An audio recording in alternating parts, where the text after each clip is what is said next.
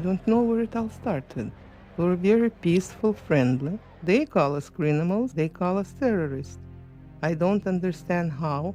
Why would they say that? Grace Worrell still remembers the horror of pre-dawn raids by the RCMP. We had a cupboard in the kitchen. It was like a flour bin, but in the back we could crawl in and sort of hide because we were quite small yet. It was not a pleasant job to go and have to take a child away from their parents. It was our job, our duty to do it, and we had no choice but to do it. But it wasn't a pleasant task. Mom was shaking us, waking us up, and saying that you have to get dressed because the police are here to take you away. Mom and Dad kissed us goodbye, and we got in and left. These Canadian children, offspring of a small and sometimes extreme group of Doukhobors known as the Sons of Freedom, were held as virtual prisoners during the 1950s. For some of these children, their sorrow would find expression in a deep and bitter rage. A few would turn to arson and worse, in the most sustained terrorist campaign this country has ever known.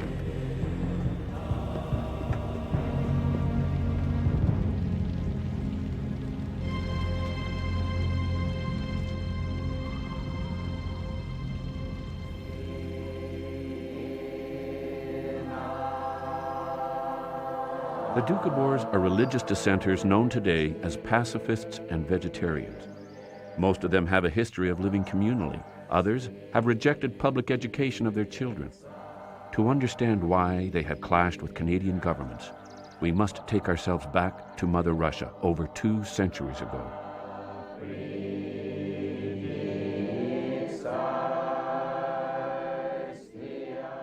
The Doukhobors originated as kind of a rebel movement against the Orthodox Church in Russia. One of the commandments had to do with not having graven images before me, and yet they would go to church and see people kissing and lighting candles in front of icons. They said, no, the Spirit of God can't exist in a piece of painted wood. The Spirit of God must exist in the presence and the hearts of other people. The church labels them Doukhobortsi, people who fight against the Holy Ghost. Yes, reply the Doukhobors, we are spirit wrestlers. We follow the spirit of Christianity, not the written word. The Book of Life was the sum total of all of their hymns, psalms, sayings, pabaski in Russian, and they said basically write it in the heart, but do not write it in a script. If it's in your heart and you know it and believe it, it lives. If it's written down, it dies. In 1887, most Doukhobors choose Peter the Lordly Verrigan as their new leader. But in one of the many splits that will divide the community, some Doukhobors reject this aristocratic figure and convince government officials that Verrigan represents a menace to the Russian state. As a result, he is banished to Siberia. As leader, Verrigan is perceived as semi-divine, and his letters home nothing less than holy decrees. One of these dispatches launches the Doukhobor tradition of pacifism and vegetarianism. Verrigan is becoming inspired by the ideas of Count Leo Tolstoy, the celebrated novelist. Each person bears the spark of God, says Tolstoy. To kill a human is to kill God. Killing animals is also immoral, as is using alcohol and tobacco. My own father was an independent Doukhobor. At the same time, in Russia, at the time of Peter Lordly Verrigan's leadership, he had said, had we not followed, had we not had this feeling towards Peter Verrigan, that he was sort of like a Christ among us, he says we would not have been able to go as a whole group and go through all the suffering that we did. In 1895, urged on by Verrigan, Doukhobors gather up their firearms and burn them. The new Tsar, Nicholas II, sets his cavalry, the dreaded Cossacks, upon these protesters, driving 4,000 from their homes. Fearing for the Doukhobors' survival, Tolstoy issues an international call for a country to take them in. Canada hears his plea and hastily works out the terms of their immigration. In 1899, 7,500 Doukhobors sailed to Canada. Finally, they believe, they are free of conflict with governments. In the new land, they will surely thrive by following their credo, toil and peaceful life. What was clear was that they were to be exempt from military service, and they were given blocks of land which were reserved for their sole use. But with respect to how they were to obtain title to that land, things were not very clear, and it was left there, open to interpretation, unfortunately, by both sides, both the Doukhobors and the government. Canada is on the verge of an economic boom. Doukhobor settlers are a godsend. The federal government responds generously, granting them 350,000 prime prairie acres in Saskatchewan. The pioneering feminist Emily Murphy is a neighboring farmer. She is most impressed with the Doukhobors, especially the women. By unfriendly critics, much has been made of the fact that the Doukhobor women perform the arduous work of harnessing themselves to the plough, where this is entirely at their own suggestion. These women are housewives who do not believe that their homes are jails, and they are not expected, as our women are, to be a combination of Mary, Martha, and the Queen of Sheba. Their bodies are not jails of bones and steels, and they wear no cotton batting contrivances. The Doukhobor villages were really exotic in the Western Canadian context. They were a little bit like the Mennonite villages in that they were Strassendorf villages or street villages. Basically what you had was a central street with the farmsteads lined up on either side facing each other across this central street. Once in Canada, some abandoned their communal life, becoming so-called independent Doukhobors. To them, a spiritual life does not depend on living communally. Uncertainty about how to live as Doukhobors in this new land is made worse by cryptic letters from their leader in Siberia. Verrigan writes about the need to go and preach the truth. Some decide this is a call to action. They free their animals and burn all objects made from brother ox and sister cow, harnesses, shoes, and belts. They set out on a trek, tramping from village to village to convert their fellow Doukhobors. The 1902 trek was a real phenomenon. It brought out 1,700 Doukhobors. It was prompted by several factors. One, the government of the day was putting pressure on them to take out land individually, and they felt that they were betrayed. Two, they wanted to see Peter V. Verrigan. He was still in exile. Three, they looked for a warmer climate, because it was pretty cold in Saskatchewan. Most Doukhobors joined the public in ridiculing these zealots. A reporter from the Manitoba Free Press sees them as being on the verge of madness. Every man's face is an index, silent and eloquent, of what he has seen and is enduring.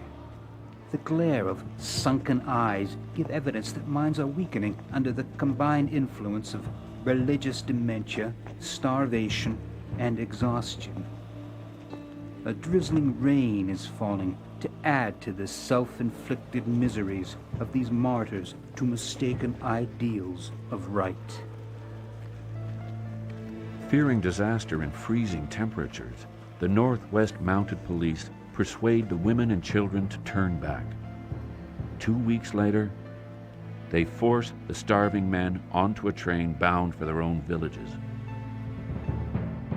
A month later, Peter the Lordly Verrigan is freed from Siberia. Peter Verrigan came to Canada in 1902 and found the Doukhobors in a very confused state. They were antagonistic to registering for the individual pieces of land, which was causing problems with the government. And so consequently, Not only the Doukhobors were very glad to see Peter Verrigan, but the Canadian government was very glad to see him as well.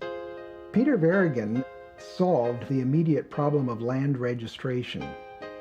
He came to the conclusion that signing for individual pieces of land was merely a formality.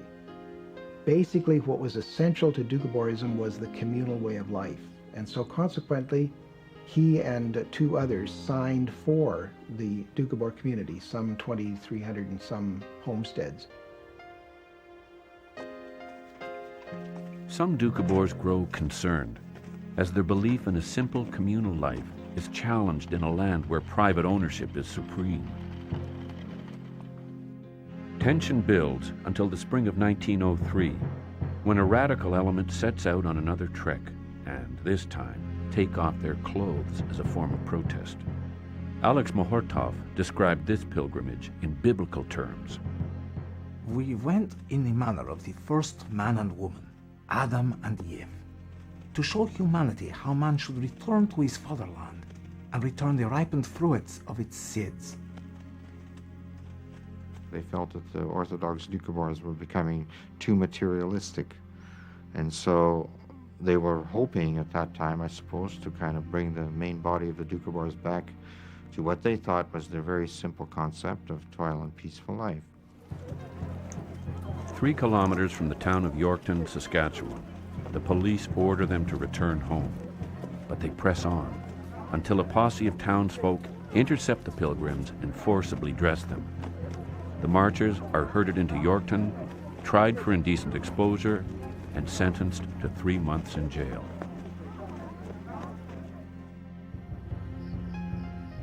When the Doukhobors came in 1899, there wasn't a whole lot of pressure on the land yet. There were lots of people coming into the West, and so consequently, people were anxious, were land hungry. In 1907, the government reneges on its agreement to allow the Doukhobors to farm communally. It decrees that each family must farm its own 160-acre block. But individual ownership of land is contrary to God's law, the Doukhobors insist. The plea falls on deaf ears. The government expropriates 260,000 acres of their land. Except for a minority of independent Doukhobors, the Russian immigrants lose all but the plots of prairie turf that they have broken. In the Doukhobor memory, this land seizure remains a deep wound. Looking to resettle his people, Verrigan visits southeast British Columbia and is impressed. The land resembles the Doukhobors' homeland near the Black Sea. Verrigan buys 5,000 acres and relocates most of his Saskatchewan flock. His community Doukhobors plant orchards, build sawmills, a brick-making plant, and a jam factory. By the 1920s, 90 communal villages have taken root in British Columbia's Kootenay district. Verrigan's Christian community of universal brotherhood finds some contemporary trappings indispensable. It was the first business organization in the Canadian prairies to have its own telephone lines, to have a significant number of typewriters, to buy as a block a number of steam tractors, traction engines for working its fields.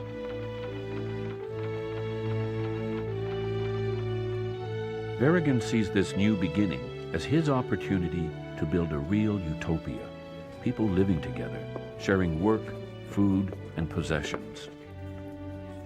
But non-Doukhobor businessmen are concerned about a self-sufficient commune that threatens to monopolize the land and destroy their markets.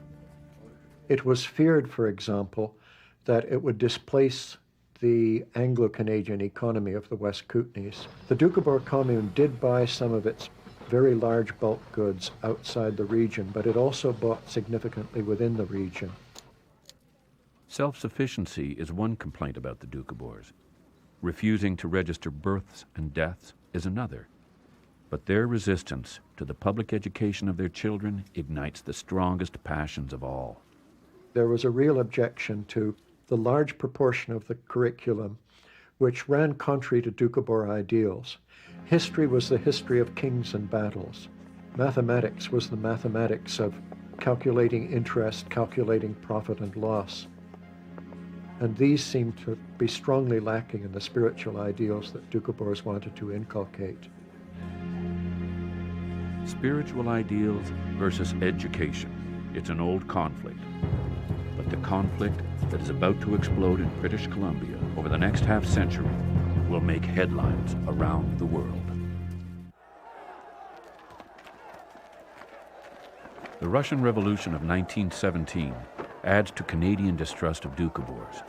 Now anything Russian or faintly communistic causes alarm.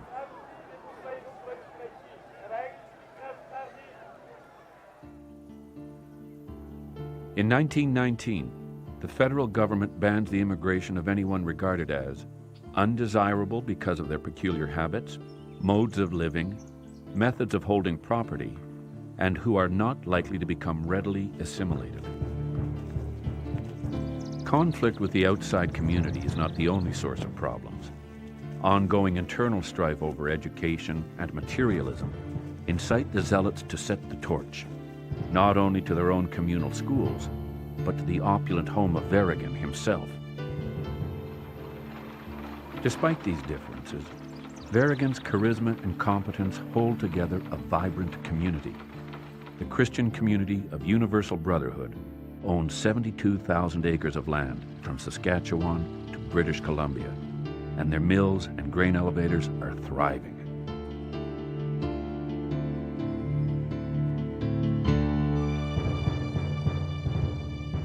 But tragedy strikes in October of 1924, when an explosion rips apart the Canadian Pacific rail car in which the Doukhobor leader is riding. Peter the Lordly Verrigan and 8 other people die instantly. 7,000 people assembled for Verrigan's funeral. They marched singing mournfully to a gravesite on a mountaintop, overlooking the confluence of the Columbia and Kootenay rivers. For the community Doukhobors, the person they trusted, the person they saw as an image of Christ here and now on the earth, had been taken away, and been taken away in a particularly bloody and brutal fashion. It was just a further example of how hard it was to be a Doukhobor, even in a country like Canada, which pretended to be a very enlightened country. 6 weeks after Verrigan's funeral, Doukhobors gather at the gravesite to choose a successor. The favorite is Verrigan's son, Peter P. Verrigan. But this Verrigan II, Chistako, as he would be known, is still in the Soviet Union. Halfway around the world or not, Chistako is not above suspicion in his father's death. My personal conclusion was that there was a power struggle between his son and him. There was huge amounts of monies to be distributed. The old Peter Verrigan was getting older, and the young fellow was Chestikov, was very eager to seize power. So I would say judgment might prove that Peter, the Chestikov, was in conspiracy to do it. Most Doukhobors see a conspiracy all right, but they're convinced that the plot was cooked up by the RCMP and the Canadian government. During the time as I was growing up, in my younger years, we always had this, in our family, there was discussions about Peter the Lordly's death. Everybody in the community felt that the government was behind the killing of Peter the Lordly. No evidence has ever surfaced to determine responsibility for Peter the Lordly's death.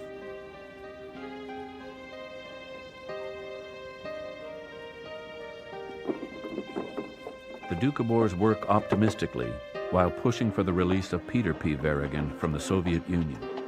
And in 1927, the much-anticipated leader arrives in Canada. At first sight, the new Verrigan is impressive. Like his father, he is physically imposing, dapper, and magnetic.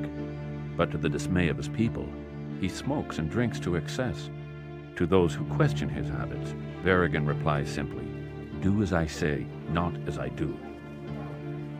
he made a major talk by beginning, I, Chistiko, the cleanser, am here to part the light from darkness. I'm here to cleanse the Doukhobor organism from its cancerous growth.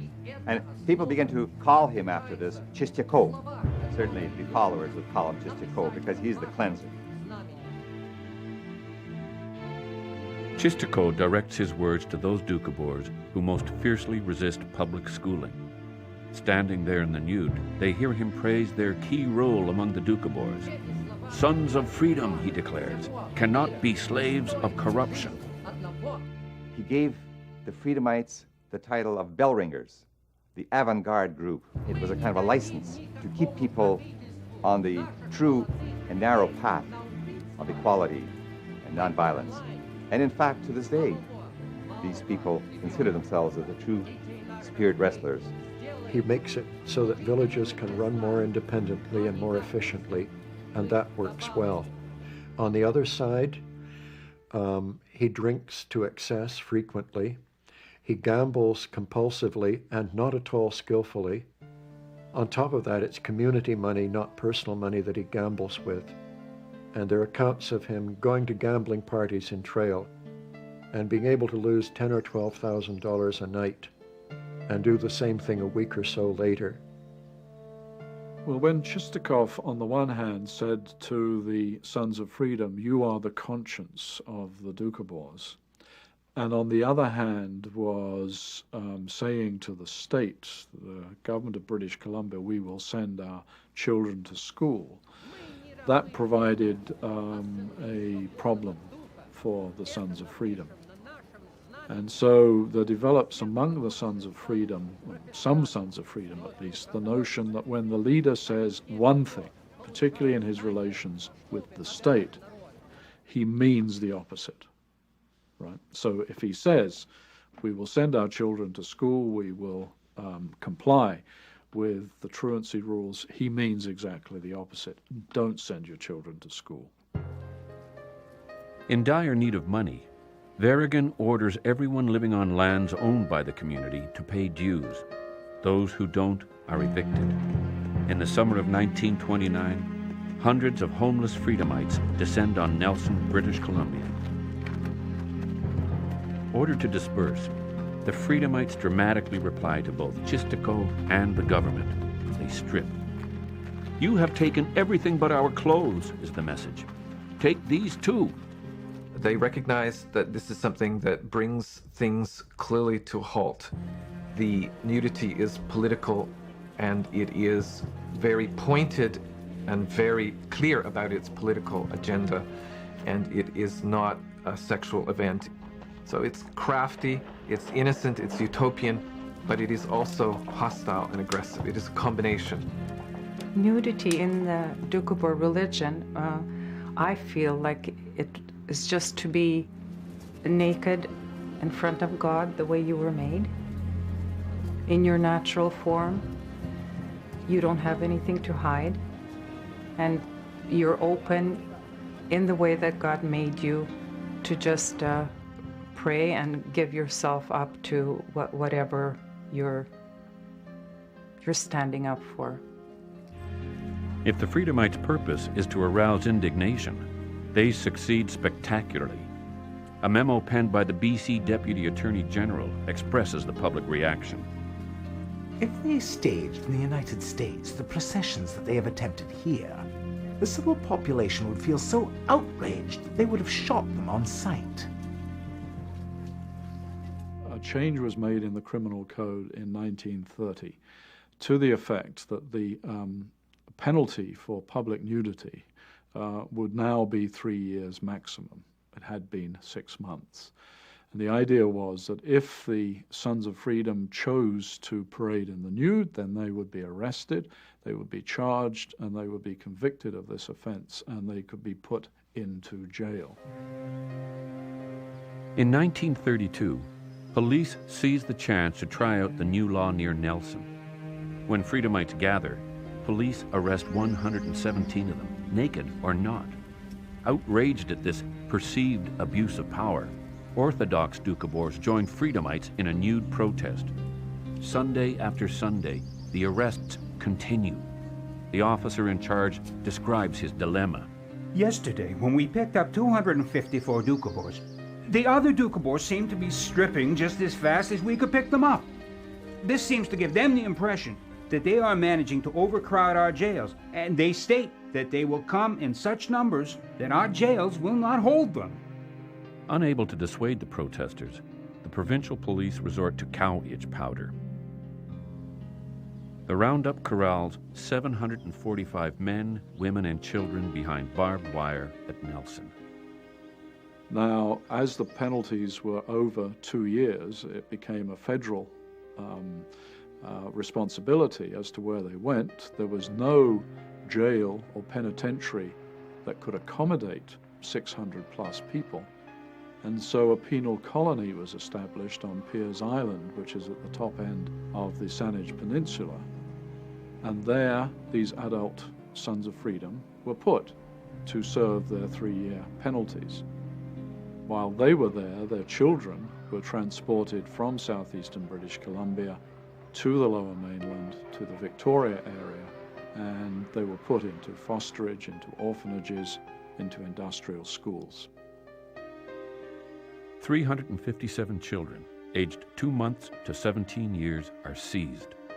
The Deputy Attorney General makes no effort to conceal the government's attempt at forced assimilation.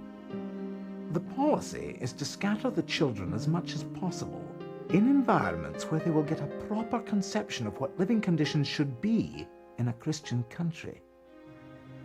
The government's idea of a Christian environment is an institution for delinquents. 12-year-old Mikit Nazarov speaks barely any English when he is ushered into the provincial boys' industrial school.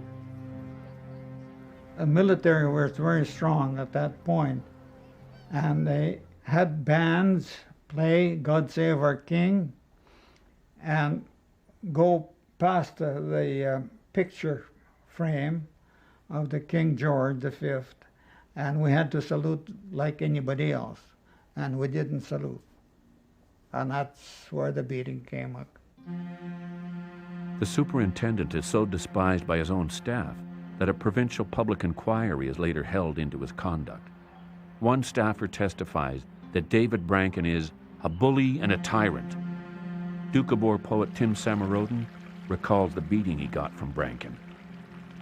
He just rushed up to me, grabbed the back of my chair, yanked at it, and it came apart in his hand.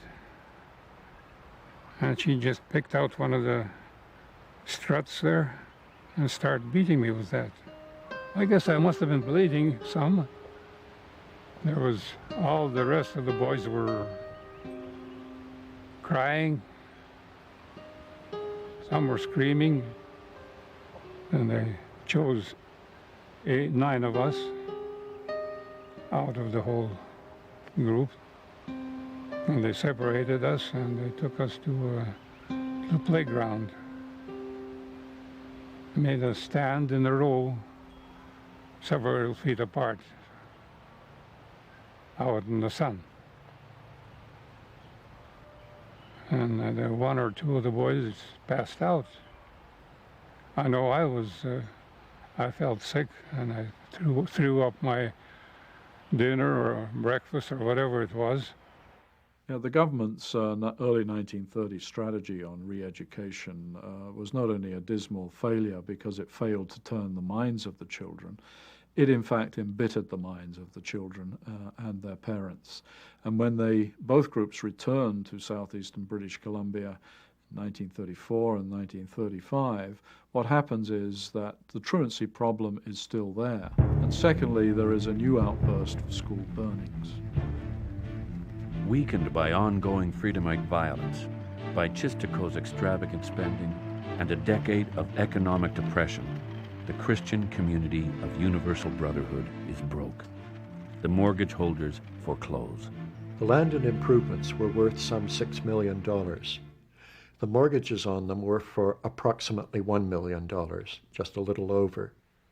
By the time the commune had settled up as far as it could, it had paid off all but approximately $333,000 of the balance owing. They could not make that last $333,000. As soon as the foreclosure was legitimated by the courts, the province passed the Doukhobor Lands Acquisition Act. It paid somewhere around $260,000 to acquire the mortgages, and thus it acquired $6 million worth of land and improvements. The government said, you may stay in your villages, but we will take all of your assets to make sure that we are paid. What did this do? This created a situation for the Doukhobors where they had no economic base and no economic resource. With the stroke of a pen, the largest experiment in communal living in North American history is terminated.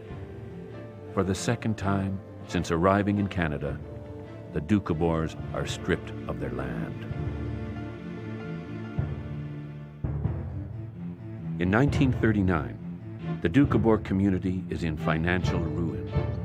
His body racked by self-abuse, the leader, Peter Chistako-Verrigan, dies.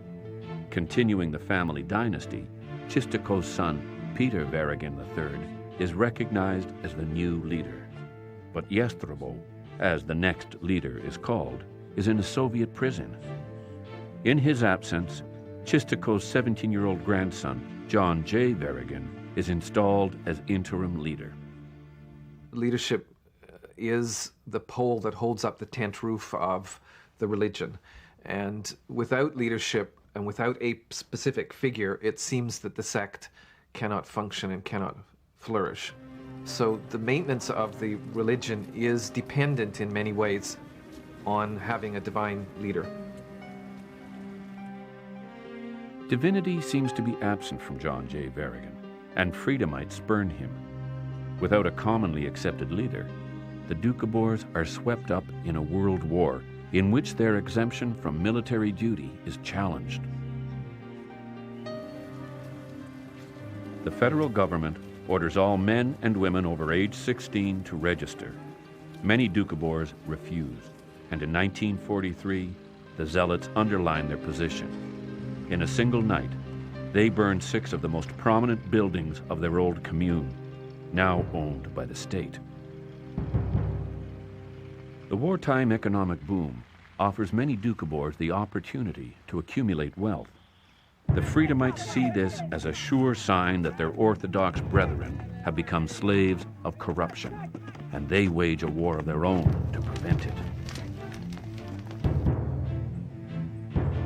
The pacifism so dear to the Orthodox Doukhobors begins to break down.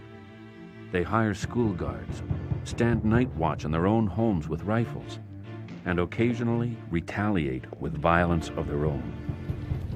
The Sons of Freedom used arson quite liberally. Is there something specifically Doukhobor about this? And as usual, there's 2 answers. First of all, there is an old Russian peasant tradition of resistance against the Cossacks. It was used against the Napoleonic army of scorched earth. You retreat into a safe place and you burn your crops, you burn your house, so that the invader will find no relief. It's also a powerful spiritual tool. And if you have a politically inclined leader, it's not that hard to manipulate a spiritually minded person and to tell them, you should burn this down. This will make things better for the Doukhobors, and if you don't do it, you're not a good Doukhobor. Into this chaos appears just such a politically inclined leadership contender, a dark, charismatic preacher who has recently escaped from the Soviet Union. His name is Stefan Sorokin, but some Freedomites swear this is Jestrobo in disguise. And then when he did appear, I just remember my uncle, my dad, how they discussed about whether it's him or not. And my dad said, yeah, guys, that's him. Peter III, Jestrobo. Unknown to the Doukhobors, Chistako's son, Jestrobo, had died in a Soviet prison years earlier. But the Freedomites, desperate for a spiritual leader, are easily deceived. He came in as a stranger. He's not a Doukhobor at all. He came in like White Knight or Jesus emerging out of the clouds, you know. And he somehow convinced that group that he's their leader. I think you have to look at the fact that he infiltrated a group of people that really wasn't very literate. You know, I mean, the Sons of Freedom were peasants and farmers, and for the longest time, and faithful people. For somebody to come in with excellent oral skills, excellent diplomatic skills, it's easy to win over and charm people over that way. By 1950, Cold War paranoia is driving a global arms race. The Sons of Freedom demonstrate against this military escalation by burning their homes and taking off their clothes. When they burn in protest of a war or something, well, I'd just burn my house, I'd sacrifice it to illustrate to a person, like what you'd have to lose. And I'd sooner lose my own than take somebody else's soul. You'd rather see your home burned? I'd burn it myself than go and kill somebody and burn their house. For no reason apparent to outsiders, the violence escalates, clearly aimed at wreaking havoc beyond the Doukhobor community. Freedomite blasts bring down bridges, fell power poles, and mangled railway track. We received information, which was by way of an anonymous phone call, that the railroad tracks between Blueberry and Kinnaird were going to be blown up. To see if we could catch them in the act of doing it, two of us went down to Blueberry, got onto the tracks, and walked towards Kinnaird. We had walked about a mile when about 200 yards in front of us, the tracks were blown up. Debris flew very close to us, but we weren't injured at all. And it was right on the corner where if a train had come along with that track blown out, the train would have gone down over the embankment about 200 to 300 feet. By 1950, hundreds of Freedomites are in jail. For 2 years, the government tries a new angle to study and understand the Doukhobor issue. But this moderate approach is swept away by a larger experiment underway in British Columbia. A new government calling itself Social Credit. It was a law and order government, and it had what seemed to many people a responsible, if right-wing, agenda for the future of the province. Premier W.A.C. Bennett promises radical action to solve the province's outstanding problems. High on the agenda is the Doukhobor issue. In early 1953, the new Attorney General, Robert Bonner, argues that drastic action is needed.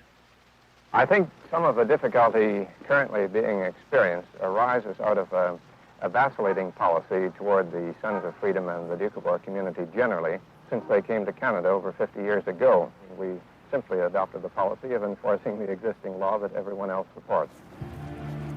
The RCMP applauds a get-tough policy and suggests that a new jail be built to imprison the Doukhobors en masse. But the government's first move is on the issue of education. The educational plan of the Socret government, I think, went like this. We need to give the parents the chance to send their children to school. If they do not do so, then the state can step in and through the use of child welfare legislation, take the children and give them the education which they need and they deserve. When the situation in Victoria changed with the incoming of a Socret government under Premier Bennett, I received a call from him expressing his pleasure in my being there on the spot in the situation. And he said, well, surely you'll be a great help to us because you know the people and you know probably the names of the children.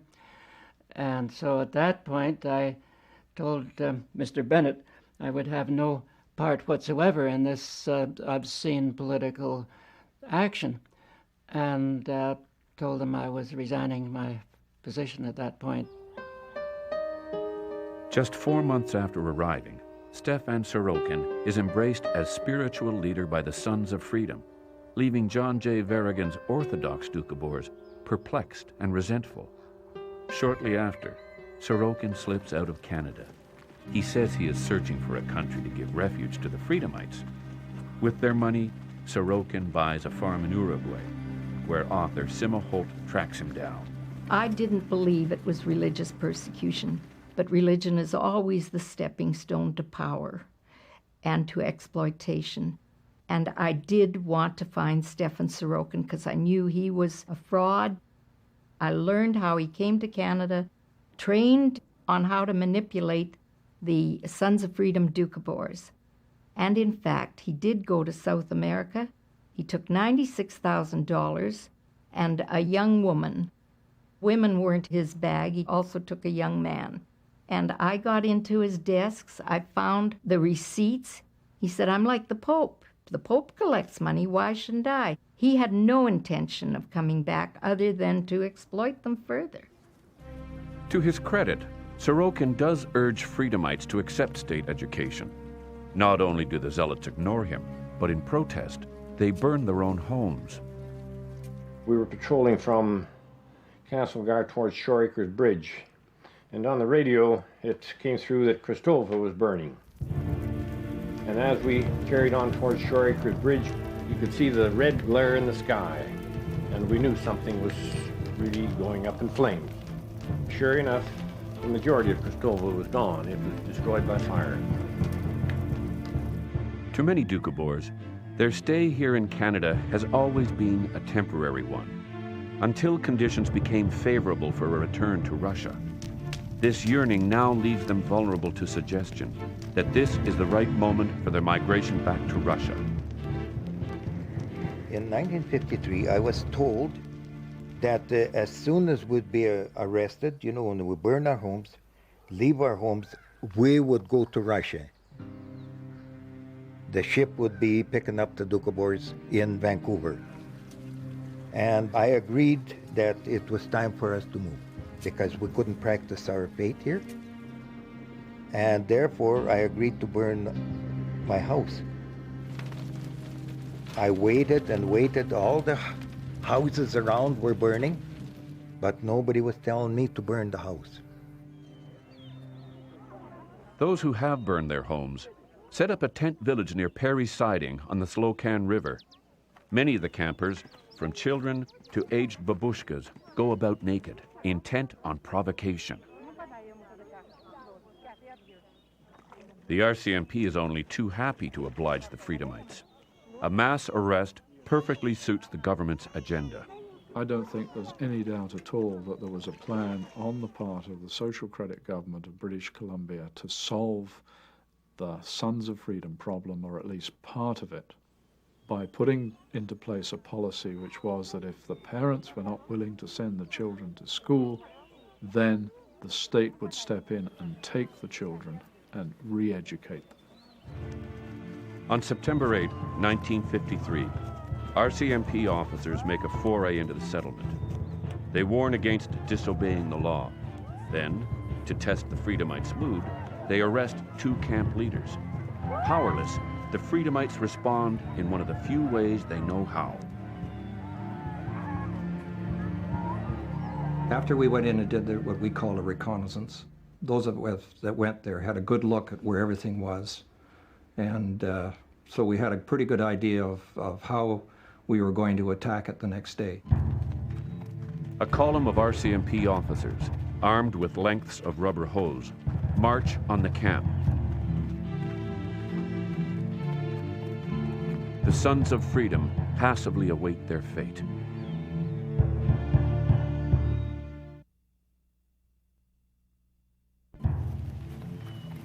Tension builds in the tent camp as RCMP officers march toward a showdown with the Freedomites.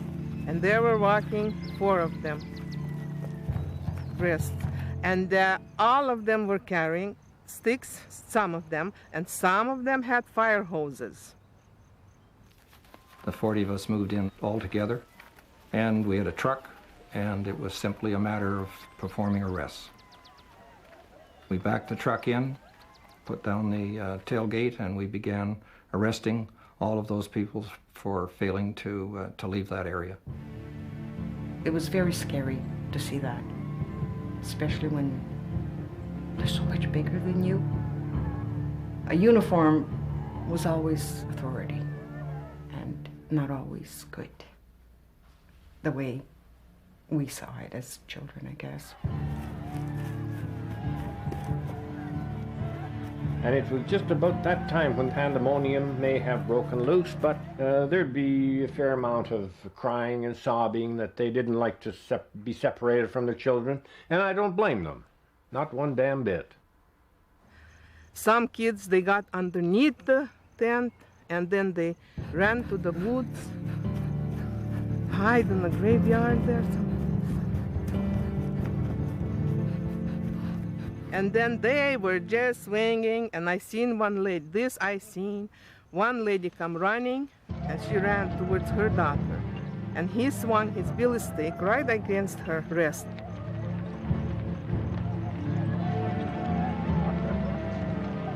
Then they start grabbing people like my mother, father, and they took them to the truck, and us kids, they took to the school bus. Then they took us one way, and the trucks went the other way. Where we were going, I don't know. 144 adults were loaded into the truck, carted off to a railway siding, and shipped to Vancouver. Sam Conkin, who had not burned his home or moved to the tent camp, did not want to miss the return to Russia. With their arrest, I was disturbed, because I felt bad that I didn't burn my house. These people were moving to Russia, and I wanted to go to Russia. So therefore, when someone gave me the news that the train will be stopping in South Slocan, I decided that I better go and check out with some of the people why I wasn't there. And when I got there, I was helped to go into one of the coaches with my friends. They pulled me through the window. And at this time, Moose Martin, Walter Martin, the police officer, noticed me there. And he says, Conkin, you have to get off the train because you haven't earned your ticket yet. You go back and you earn the ticket, and then we'll take you over. Those who have earned their tickets appear before a specially convened court. Many are handed the maximum 3-year jail term. Needless to say, there is no Russian ship in the Vancouver harbor and no Freedomite migration to Russia. The real target in this elaborate operation is the children. 104 kids plus 13 mothers with infants. We didn't know where we're going at all, but it was in the evening when they drove us to this big sanitarium, huge brown building. So, of course, we all got together in one group. None of us speak English. Nestled between mountain ranges deep in the British Columbia interior, New Denver is the perfect holding ground for Freedomite children. It was clearly planned to be a project in which children could be set against their parents, and that happened. In other cases, it embittered children even further, so that they became, if you like, a new generation of people who were ready not only to burn, but in some cases to bomb. It caused other children to renounce their Doukhobor heritage entirely, to walk away from the problem.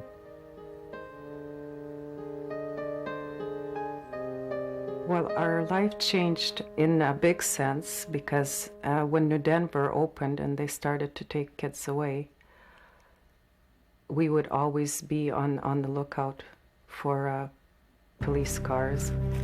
You hear some of the Russian women shouting, and it would pass from house to house that the police are coming, and then all us children, wherever we were at home, we would run and hide.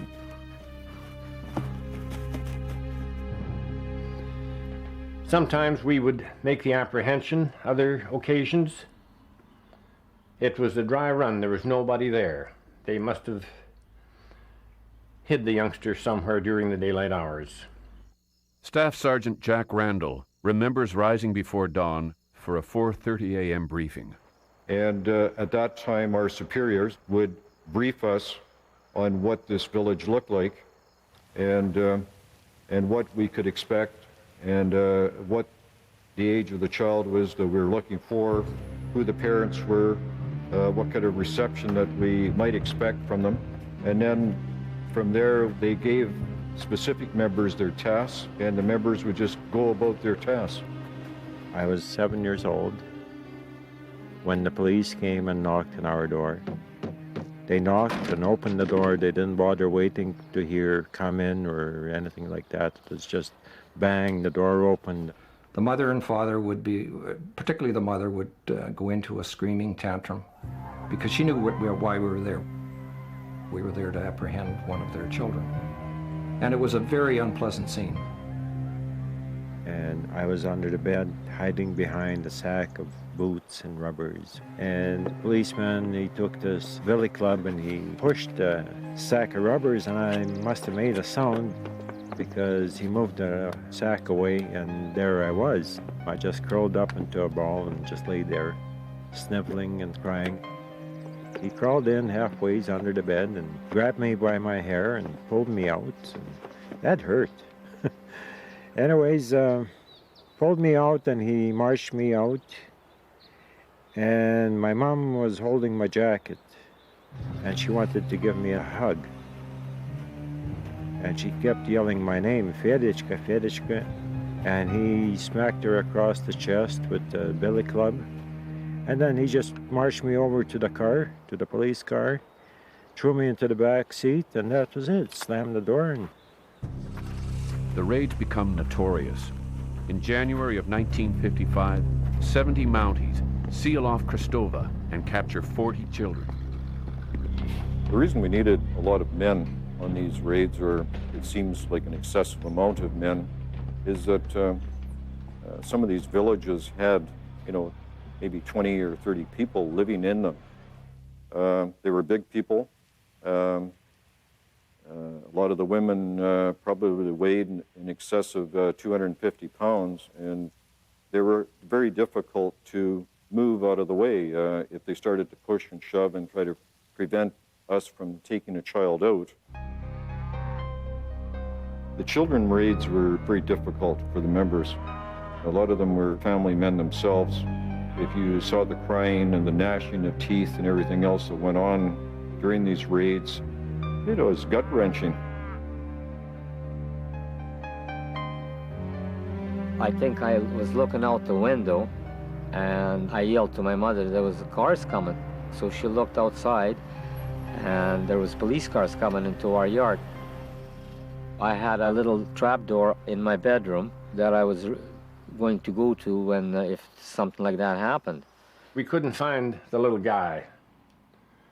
And we saw a loose carpet in one of the bedrooms. And here was a trap door to a crawl space. We lifted up the trap door and looked inside with a flashlight. And there we could see this little guy. And of course, we asked him to come out. And they were told that if the little guy didn't come out, we'd tear up the floor. And of course we wouldn't tear up the floor. But we did pull a few boards off one side of the house. So here I looked out the hole I was in, and the policeman was right there, and he shone his flashlight in my face, and he yelled to the others. He says, "I found him." As soon as he got me out of the cellar, the other policeman grabbed me. And while he was running with me, my head was hitting all the doorways. Next stop for these kids is New Denver, billed by the media as nothing short of a resort. Like a good summer camp, it provides plenty of free time, good supervision, safe facilities, time for the inevitable comic books. My first memory of New Denver was I was standing in the yard because we weren't allowed inside. There was no room for us inside the dormitory. And everybody was milling outside, and I was standing crying outside. It was cold. There was police officers walking by and matrons, and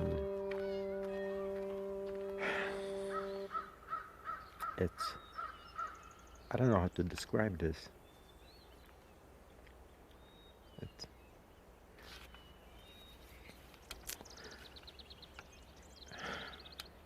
When you don't understand the language,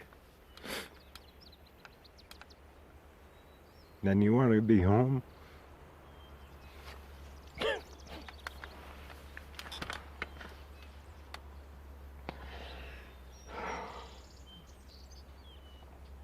I'm sorry. Nobody wanted to take the kids away from their parents, but they did it because they weren't getting education, and the law said they had to be in school. And if they can't have the same opportunity as the other kids in Canadian society, then what are we doing? What does the law mean?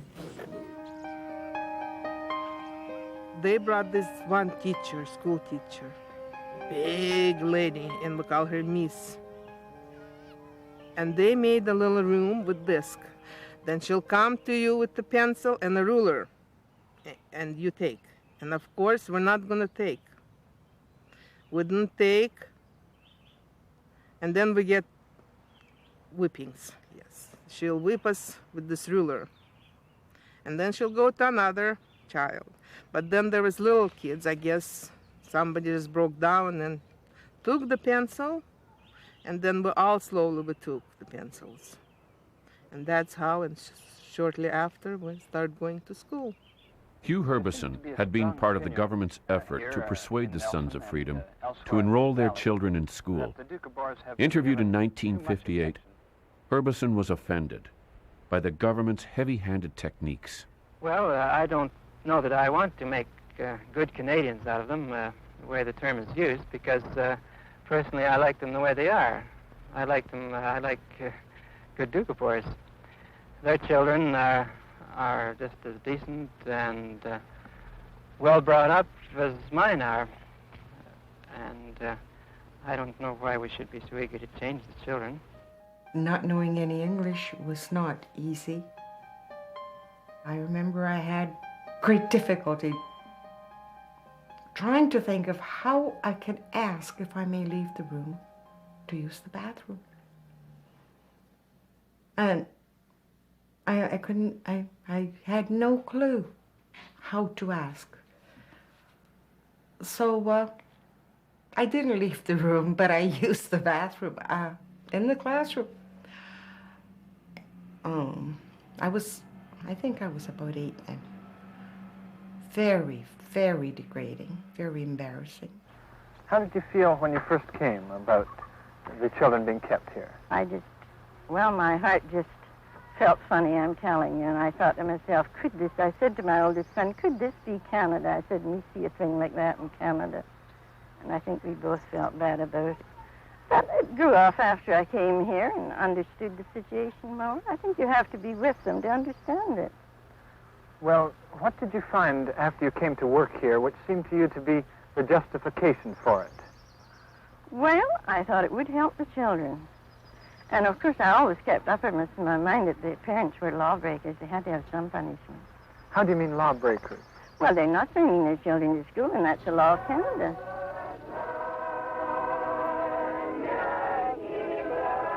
Our first visit with our parents, we stood there and we started singing and praying, and it was so emotional because that's all we did was cry, because it was just very emotional, because you saw your parents standing on the other side of the fence and you were on this side, and you knew you couldn't go to them and get that hug.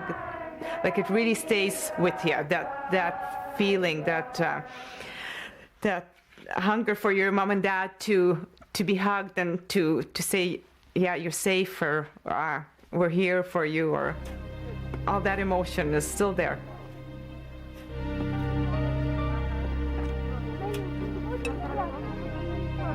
Our family would come to visit once every 2 weeks on a Sunday. We'd just talk, and I know I'd look at Mom, she'd have tears in her eyes.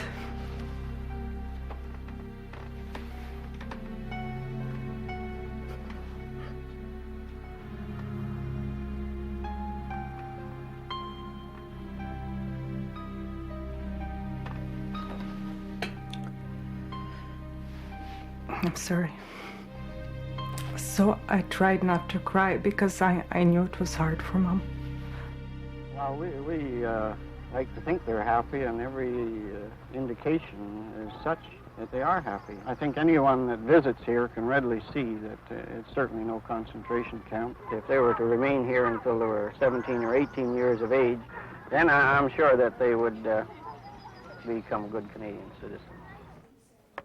In retrospect, some of these children are glad they had the opportunity to gain an education, but they still resent how it was forced upon them.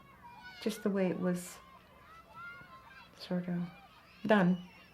And the fact that, visiting and stuff like that was held over your head, like you behave or you won't see your parents. That was not right. BC Attorney General Robert Bonner insists that the government's goal is neither religious nor cultural assimilation. In this 1958 television interview, he makes his case. I don't know of any group in the country who are free not to pay their taxes and not to pay improvement taxes on their homes, not under obligation to pay rent, not under obligation to register their births or their marriages or their deaths, and free from the obligation of educating their children.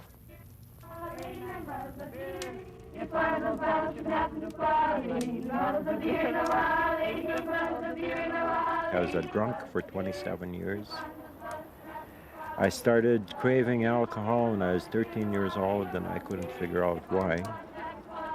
I don't like authority of any kind. When I go to work, I hate people telling me what to do and how to go and do it.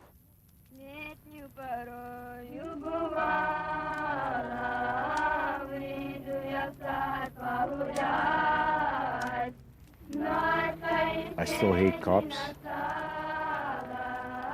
Whenever I see a police officer, even 2 or 3 blocks away, I get a start, fear, anger.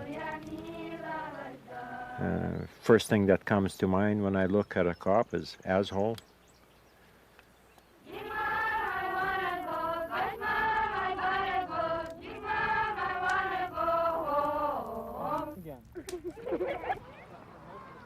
The standoff over schooling finally dissolves in 1959, when Sons of Freedom parents agree to send their children to regular government schools. Some of the New Denver children overcome their trauma, but for others, they feel their pain entitles them to commit violence of their own, and they become key players in the longest-running terrorist spree in Canada's history.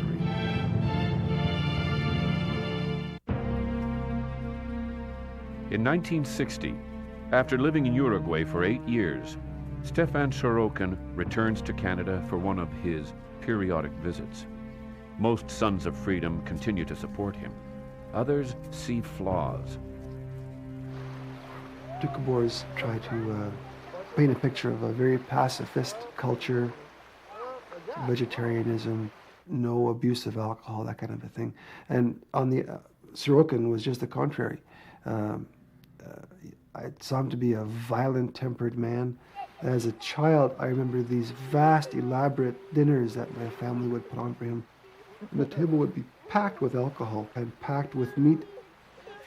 And I remember a particular incident at Creston where we walk into a restaurant at the bus depot, and much to my surprise, here's Mr. Ilasov, Mr.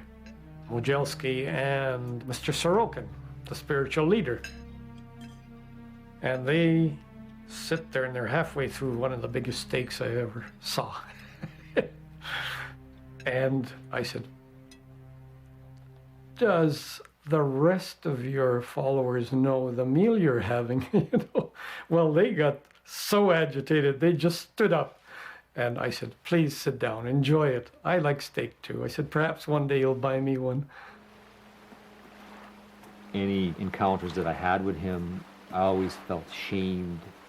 I guess I was searching for something. I was looking for some kind of spirituality, and whenever I had any kind of encounters with him, I always wondered, where's this guy, spiritual? Anything he talks about, it's all just bullshit. I never heard anything that came out of his mouth that was spiritual. In 1960, the leader of the Orthodox Doukhobors, John J. Verrigan, urged on by the government, becomes the first Doukhobor to buy back a parcel of their confiscated land. Freedomite leaders, now organized into the Fraternal Council, view this as treason. Early 1960, I was approached by one of the members or two of the members from Christo, from Fraternal Council, to make some bombs on the village's Orthodox Doukhobor community buildings. They have to be burned. For what reason, I wouldn't know. And I made some bombs, 36 bombs. I tested them, every one had worked perfectly. And I was scared that somebody will get burned in those burnings because it would be done at night. And I diffused the wirings from each bomb that they wouldn't ignite. I had never told Fraternal Council or any the members had placed the bombs that they wouldn't go off. Not every Orthodox village is so lucky. In August 1961, Freedomites torched 26 homes in the village of Utashinya. We didn't go there to destroy them. We went to save them. We thought, we had the feeling at that time, you know, that the bombings and the burnings would save the people from going into materialism. In many cases, the Freedomites burn their own homes. Grace Burnett comforts her nieces as they watch their house burn. My heart broke.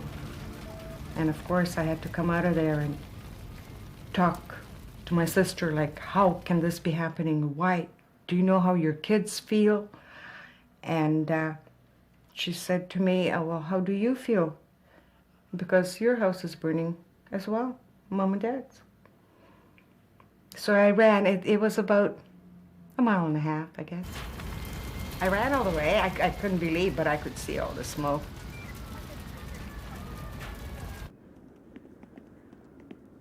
In February 1962, a group of 5 young men set out to bomb a post office near Castlegar. A New Denver survivor is one of them. Harry Kutnikoff has become a rebel with a cause.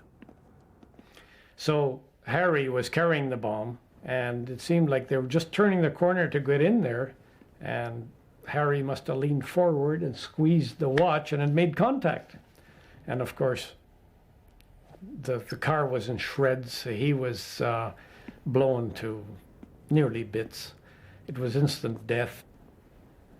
Another explosion fells a hydro tower on Kootenai Lake and cuts power to the Bluebell mine. The mine begins to fill with water. Only auxiliary power saves the men underground. So the public became so incensed, especially the miners, that the word went out that they're going to form a group and come down there, and just anything that looks like a Freedomite was going to get smacked but good, you see. At that point in time, we brought in about 40 extra members to prepare for that. And as it turned out, I, for one, and others in higher command, went to the mining community and said, don't do that. Attorney General Robert Bonner and RCMP brass demand arrests. Fred Bodnarik, just 2 years out of basic training, is one of 3 new RCMP officers assigned to investigate the terrorism. The first issue was to determine really who is the terrorist, and we were, may I say, ill-equipped to determine who was who, because there was the 2 sects there, the Orthodox and the Sons of Freedom.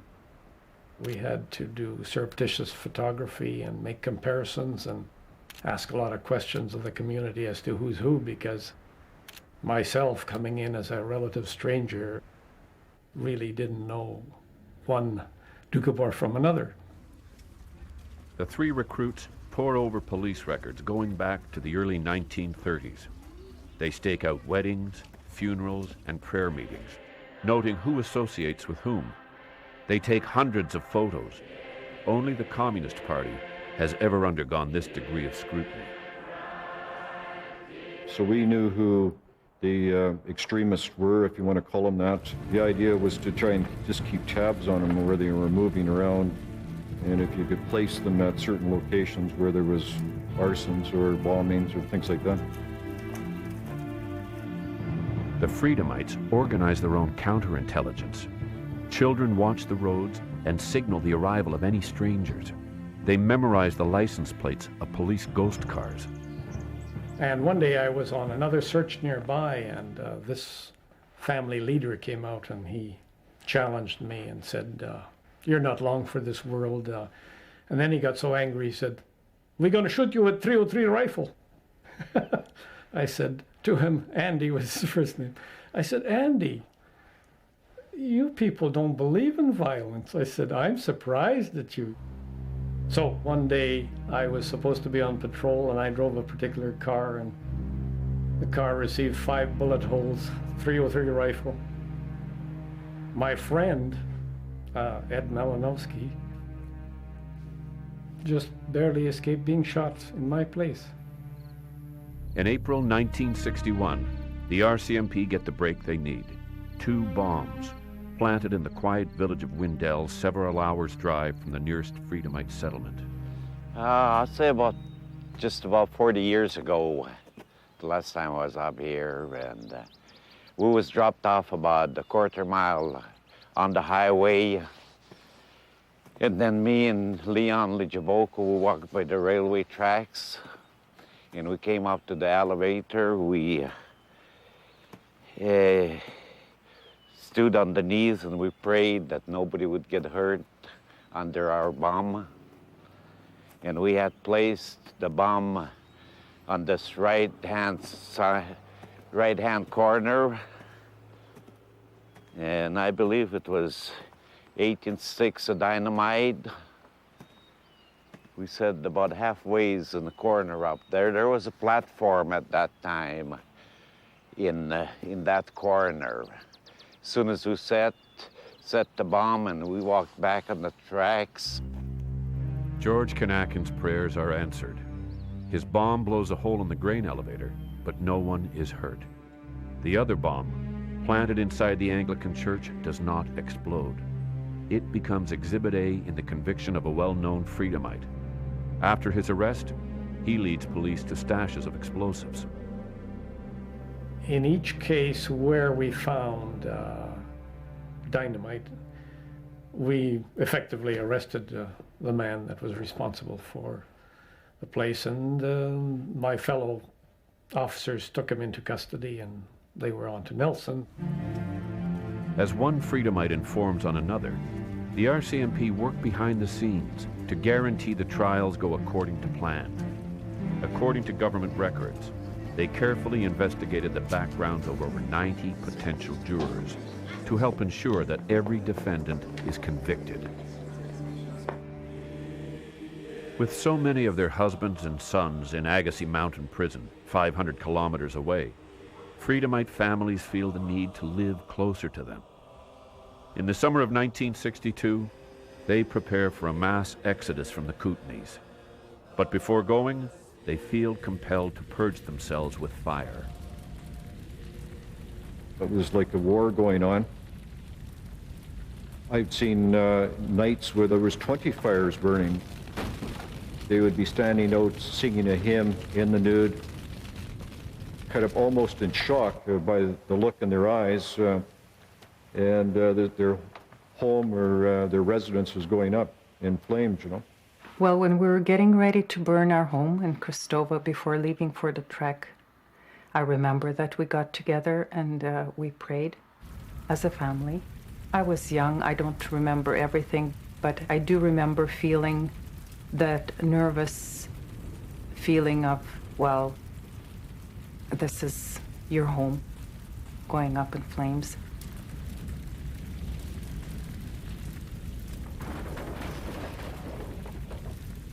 Two weeks after the trekkers abandoned Kristova, government surveyors divide the communal lands into private plots, and the Freedomites lose their home base. But for the moment, the trek electrifies the Kootenays.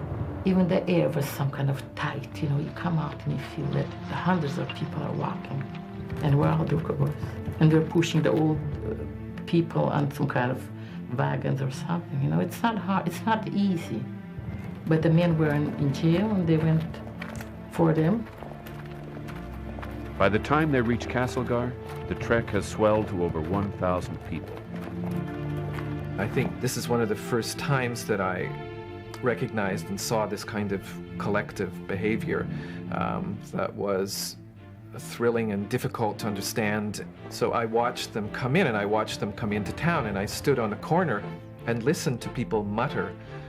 The woman who was the secretary in the Bank of Montreal saying, "They're crazy, they're crazy." I listened to an old Doukhobor man, Mr. Sukharukov, say to me, "They are fanatics, they are fanatics." For some non-Freedomite Doukhobors like Edna Saprikin, the trek is pure adventure. And the minute I seen that mass of people and recognized many faces, I just had to be there. And I said, I'm going. And my mom just, she says, well, who are you going to go with? I don't know. Where are you going to stay? I don't know, but I'm going. And we went. Barred from approaching Mountain Prison in Agassiz, the trekkers confound everyone by heading for Vancouver. This proves to be the worst possible move. For 60 years, the Freedomites have resisted modernism. Now encamped around Victory Square in downtown Vancouver, they are about to become immersed in it.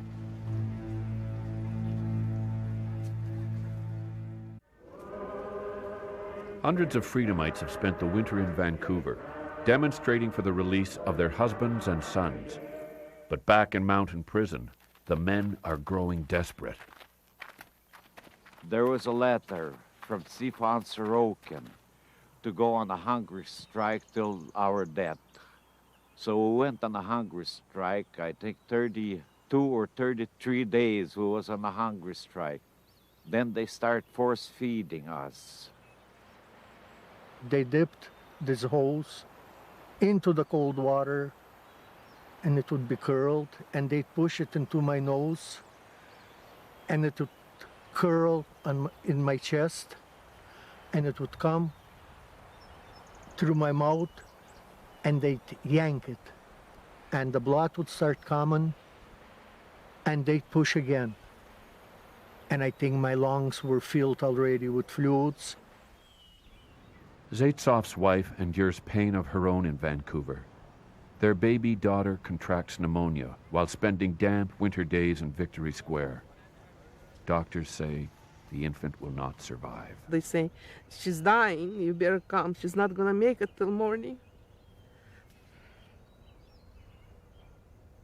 But she did. And then a day went by, another knock on the door.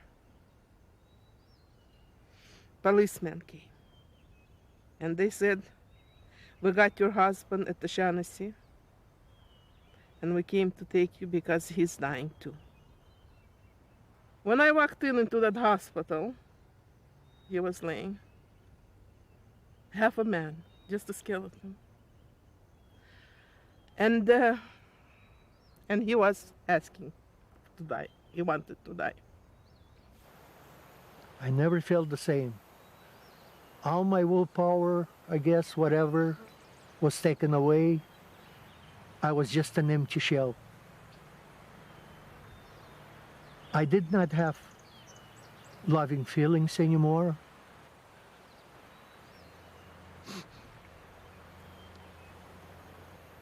The largest hunger strike in Canadian history peters out after one young Freedomite starves himself to death. As for the trekkers in Vancouver, they board buses for Mountain Prison. And when we got to the gates of Agassiz Mountain Prison, the police were waiting for us. So the buses stopped, and the bus driver said, this is the place where you get off. And we were singing, and he opened the doors, and the police officer on the road said, "You don't get off. If you set foot on this ground, you're going to be arrested." So we just kept on singing, and we got off the bus and we stood around for a while, and then we just started walking towards the gates of the prison. Nobody got arrested. They camp in a gravel pit beside the prison. The locals aren't sure how to react to this nomadic band of spirit wrestlers. At first, some of them had pitchforks and shovels in their hands because they were scared that we were going to make some kind of trouble, I think. And I've heard some of them say that they thought that we had horns or big ears or whatever, that we looked different than other people. We just kept to ourselves for a good many years until we started meeting the locals. Women in the camp develop an ingenious way to use their scarves to carry on conversations with their husbands behind the prison fence. Over the next 9 years, the camp becomes a regular hamlet, with large numbers of residents finding work in nearby communities. But Mountain Prison, meanwhile, has transferred away many of its Freedomite prisoners. By 1972, most of the residents have drifted away, and the last of the Freedomites abandoned the camp to return to the Kootenays. And I remember leaving together with everybody and traveling. We traveled as far as Grand Forks, and the whole procession of vehicles stopped on the way down to Grand Forks on the hill beside J.J. Verrigan's. And I guess just saying, we're here without land, without homes. You're the leader. Help us out. But J.J. Verrigan doesn't help them. In fact, he urges they be sent to mental asylums or jails. The Mounties are only too ready to oblige. I remember the police coming and telling us to please move on. And of course, we didn't leave. I remember we did demonstrate when the police would come. Several people would undress, they'd be arrested, taken away. And I remember being one of the groups that were taken away for disrobing. They take refuge in an isolated corner of Cristova called the New Settlement. There, Stefan Sorokin, back from Uruguay once again, sets himself up as Lord. My parents believed that Sorokin was a reincarnation of Christ, and that he was the chosen leader, Yesterbo, and that basically they instilled a lot of fear in us that we should always obey whatever he says. Sorokin preys upon his people. Years of forced assimilation and fanaticism have created an unhealthy culture of secrecy in the Freedomite community. In this environment, absolute power can easily be abused. After Sorokin's death, several young men go public with horror stories about sexual abuse by their spiritual leader. His wife or somebody called me up there that he wanted to see me, and I went up to his residence.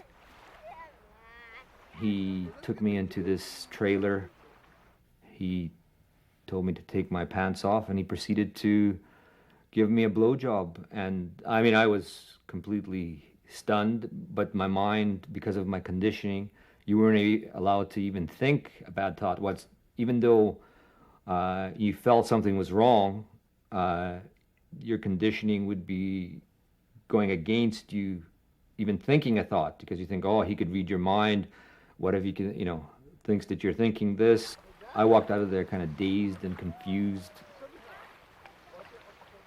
He asked me to get up on his massage table, and from that point on, my mind exploded. And before I knew it, my clothes were off, and I didn't know what to do. I didn't have the skills to tell him to stop.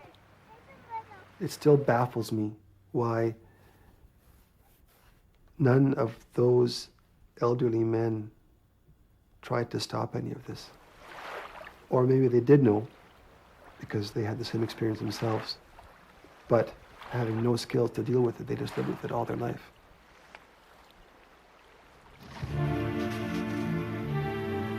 The Kootenay region becomes an inferno in the 1970s. Fire destroys 2 centers owned by J.J. Verrigan's community. Verrigan's mother's house and Stefan Sorokin's trailer are both damaged by arson. In 1979, this new reign of terror comes to a head in a spectacular criminal trial. We, the Union of Spiritual Communities of Christ, have been, are, and will be members of Christ's church, confirmed by the Lord and Savior Jesus Christ himself and assembled by his apostles. The alleged mastermind behind this violence, according to police, is none other than J.J. Verrigan Sr., recipient of the Order of Canada. And the faith is professed. Well, the Duke Squad or the Doukhobor Squad or the D Squad of the RCMP thought that they were going to suddenly break the problem of the Doukhobors. They were going to bring it to an end, and they had this theory, and the theory was that John Verrigan had ordered the Freedomites, his mortal enemies, to do all these things. In a bizarre trial, a key witness disappears. Another witness strips while giving testimony. A man dressed as Christ wanders into the court. It had that atmosphere, somewhat of a circus atmosphere, and very funny evidence, you know, because of language and just because of the crazy things, you know, the reverse logic. Well, didn't Mr. Verrigan tell you not to burn things? Yes, but, you know, when he told us not to burn things, you know, his tie was twisted, and so we knew that he meant burn. After Verrigan is acquitted, he demands that the government address Doukhobor issues. For once, the government listens. The Attorney General gets serious about a creative solution to the problem. I bear with you. He was looking for something that hadn't been tried before.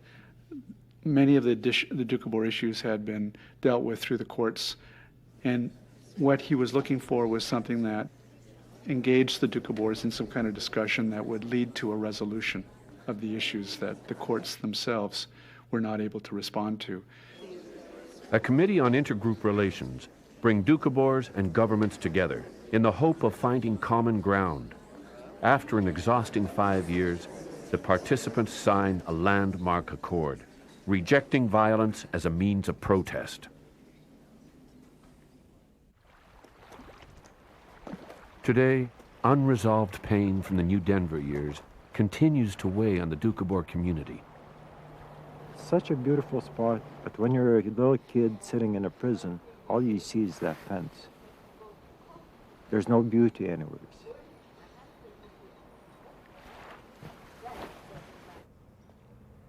Fred Konkin and Joe Schurstabitov remember New Denver only too well.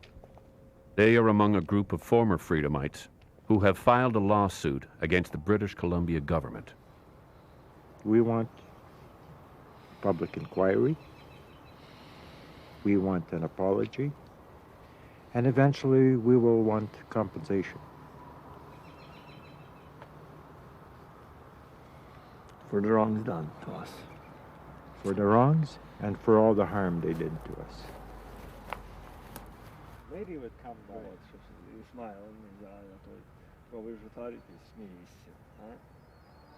Memories of a century of pain will never be forgotten. Still, Doukhobors today are perhaps more at peace and more united than at any time since the reign of Peter the Lordly Verrigan. What is encouraging to me is that at least within the Doukhobor community, those elements that were at each other's throats before are now working together. Today, unlike in the past, where we were regarded by Canadian government authorities as potential fifth columnists or spies, we are now held in respect even because of our commitment to toil and peaceful life, because I hope that government is starting to recognize that at least for us as Doukhobors, the means do not justify the end.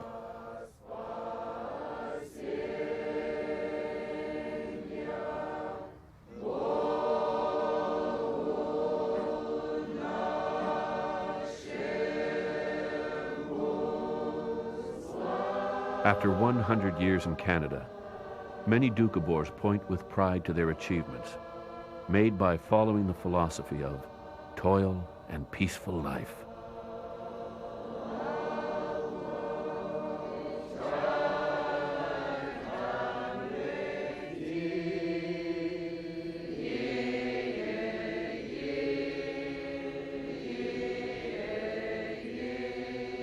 Although assimilation surely threatens Doukhobor culture, anthropologist Mark Mealing is confident that the Doukhobors will remain distinct. When Doukhobors arrived in Canada just over a century ago, there were well-meaning journalists who said, these people are now going to come and become a part of Canada. And they have become a part of Canada, but they haven't stopped being Doukhobors, and they haven't stopped asking themselves, what is it to be a Doukhobor? I'm quite sure that long after I'm gone, there will still be Doukhobors around, and I think that some of them will still be asking what it is to be a Doukhobor.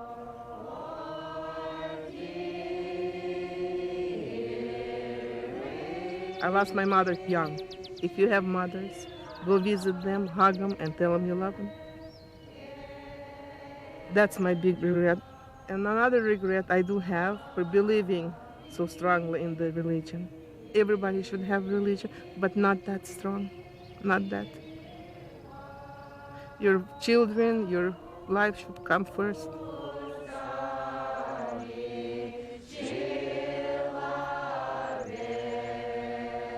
Here, you're linked. J.J. Verrigan Jr. speaks at the anniversary of Peter the Lordly Verrigan's death. You see this little pamятник? This is where a man very dear to your hearts, to the hearts of your moms and dads, and to the hearts of your babushki and dedushki, lost his life. People that think that the bias against the Doukhobors has disappeared are engaged in wishful thinking. And so for me as a Doukhobor, to ensure that that bias never rises its head again, is to work for a better world, more just, humane, peaceful communities, whether here at home or globally. Love your past and pray to God to give you strength to do the right thing when you're growing up. Thank you very, very much for coming out here. Thank all of you for coming out here.